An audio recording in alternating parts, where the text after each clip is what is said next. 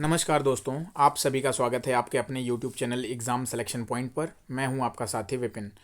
दोस्तों, आज बिहार से एक अच्छी खबर आई है और यह खबर उन अभ्यर्थियों के लिए है जिन्होंने बीएससी नर्सिंग से संबंधित या नर्सिंग से संबंधित जो भी कोर्स किए हैं, जैसे कि आपका जीएनएम, एएनएम या बीएससी नर्सिंग, और वो एक सपना देख रहे हैं एक अधिकारी बनने का। तो उनके लिए एक सुनहरा मौका आ चुका है। बिहार में सीएचओ वैकेंसी यानी कि सामुदायिक स्वास्थ्य अधिकारी की वैकेंसी आ गई है। तो इस वैकेंसी से संबंधित क्या कुछ जानकारी है यह मैं आपको बताता हूँ।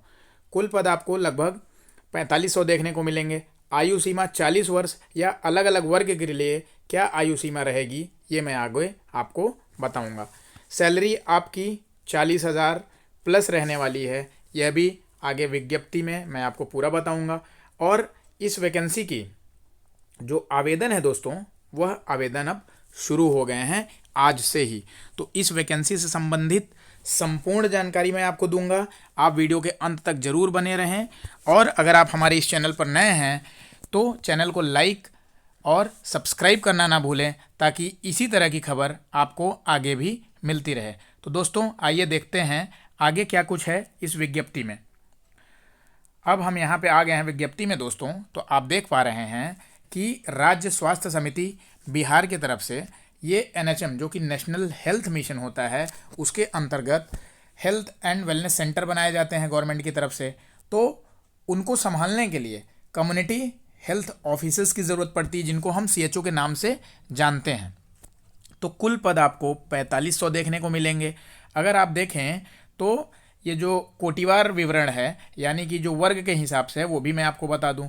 तो यूआर जनरल के 979 पोस्ट हैं, ईडब्ल्यूएस के 245, एससी के 1243, एसटी के 55, ईबीसी के आपके 1170, बीसी के 640, डब्ल्यूबीसी के 168, यानी कि ये आपके पोस्ट हैं। और इन्होंने इसी विज्ञप्ति में लिखा है कि 35% महिला के लिए आरक्षण रहेगा, 4% दिव्यांग के लिए और 2% स्वतंत्रता सेनानी के लिए आरक्षण लागू होगा। तो अब दोस्तों, इसमें क्या कुछ शैक्षिक अनिवार्य योग्यता या अर्हता है यह मैं आपको बताता हूँ। तो बीएससी नर्सिंग आपका होना चाहिए, और या तो इंटीग्रेटेड सर्टिफिकेट होना चाहिए community health CCH from Indian nursing council, state nursing council recognised institute और university from for academic year 2020 onwards, उसके बाद का होना चाहिए। या तो आपके पास पोस्ट बेसिक बीएससी नर्सिंग जो आपका होता है, उसके बाद आपका सक्सेसफुल होना चाहिए क्या, completion of 6 month integrated curriculum of certificate course in community health, यानी कि जो कम्युनिटी हेल्थ का एक सर्टिफिकेट आपका होता है सीसीएच जिसको हम जानते हैं, वो आपके पास होना अनिवार्य है।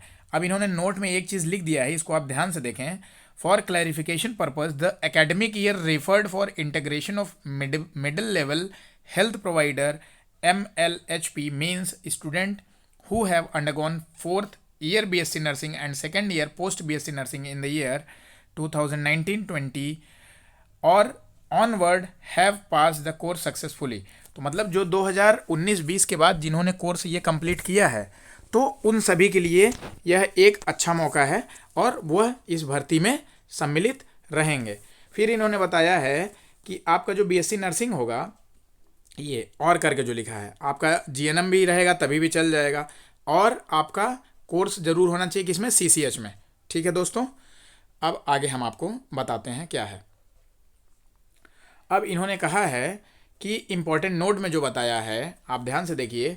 The institute university from which BSc post BSc nursing, ये जो भी आपके ये कोर्स मांगे हैं इन्होंने, ये आपका कहाँ से रिकॉग्नाइज्ड होना चाहिए, इंडियन नर्सिंग काउंसिल या health department of any state या यूनियन टेरिटरीज या बिहार में आपका ये रजिस्टर्ड होना चाहिए। और the candidate should be registered with Indian nursing council, यानी कि आईएनसी जो आपका होता है इंडियन नर्सिंग काउंसिल, वहाँ पे आपका रजिस्ट्रेशन अनिवार्य है, तभी आप इस फॉर्म को भर पाएंगे। ठीक है दोस्तों, अब आगे कुछ आपको मैं बताता हूँ, ये उसी से रिलेटेड है कि आपका जैसे कि मान के चलिए कि 100 रुपये का स्टाम्प पेपर लगेगा। अगर आपका बिहार नर्सिंग में काउंसिल में आपका रजिस्ट्रेशन नहीं है, वो कैंडिडेट जो दूसरे स्टेट से बिलोंग करेंगे, तो 100 रुपये के स्टाम्प पेपर पे उनको देना होगा एफिडेविट, और उसके बाद रजिस्ट्रेशन कराना होगा बिहार से, ठीक है। 90 डेज़ के अंदर जब ज्वाइनिंग आपकी हो जाएगी या डिस्ट्रिक्ट अलॉटमेंट हो जाएगा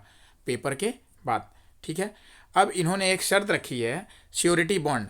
तो अगर आप 18 महीने से पहले आप छोड़ते हैं, जब आपका सिलेक्शन हो जाता है, तो आपको 2,40,000 रुपये की पेनल्टी देनी पड़ेगी। तो इसलिए इन्होंने ये शर्त रखी है कि आप ये बॉन्ड रखा है कि 18 महीने से पहले ये नौकरी नहीं छोड़ सकते हैं, ठीक है दोस्तों। अब आइए बताते हैं आपको आगे। अब इन्होंने सामान्य दिशा निर्देश दिए हैं, आप देख पा रहे हैं यहाँ पे आपकी जो मासिक पेमेंट होगी, ये देखिए 40,000 रुपये होगा। अब इसमें से क्या है कि 32,000 रुपये आपको फिक्स है, और जो 8,000 रुपये है इन्होंने लिखा है कि परफॉर्मेंस के आधार पे, जो हेल्थ इंडिकेटर्स होते हैं उनकी गणना के आधार पे आपका भुगतान होगा। तो ये बहुत ही अच्छा मौका है दोस्तों आप सबके लिए, जो भी नर्सिंग से संबंधित अभ्यर्थी या विद्यार्थी हैं उनके लिए ये बहुत ही सुनहरा मौका है, और वैकेंसी भी अच्छी खासी है 4500। तो आप इसमें लग जाइए, 40,000 की अच्छी खासी सैलरी है।